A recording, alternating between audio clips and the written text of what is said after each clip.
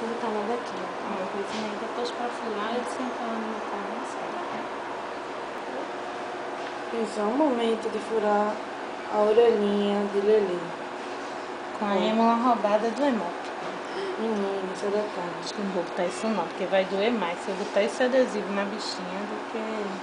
Vai de não, porque eu tenho muito cabelo na minha orelha. Que eu vi. Só deixar. Você já não tá sentindo nada? Diz aí, Pena, tá muito doido.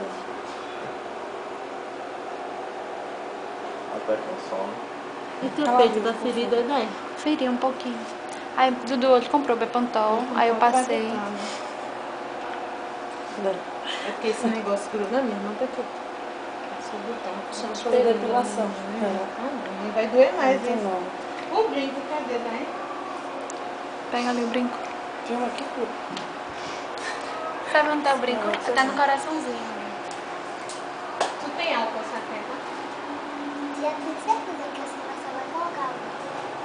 A orelhinha dela é pequenininha. Eu sento ela no meu colo, pega aqui, tchup, do outro lado. É melhor agora ter mais vezes. Quem comprou o mais fecha? Não. É o de pedrinha, né, Ju? Ah, não, só tem um brinco.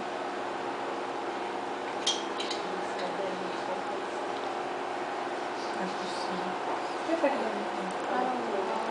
É que eu gosto de confiar. Se esse não der, tem outro ali que ela ganhou. Qual outra? Deixa eu ver. Eu não sei se tem a pontinha também não. Quem quiser calminha melhor, dá. Mesmo que tu troque depois. Ainda. Tá lá por trás, numa caixinha vermelha. Isso é ouro, é? É. É? Quer dizer a tua. Se tu quisesse funcionar logo com o meu Ronandel, que é onde eu peguei a Uhum. não tinha problema não. Pra ela não se acostumar só com o ouro.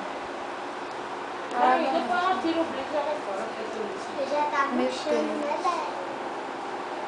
Mesma coisa. Qual foi que tua mãe deu? Minha mãe deu nem, foi a outra avó dela que deu. Poxa, eu pensei que tinha sido briga. E aí, vai dar bom?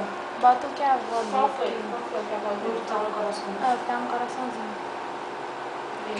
Se ela chegar aqui e não tiver o brinco na orelha da menina, Dona Anitta, mano.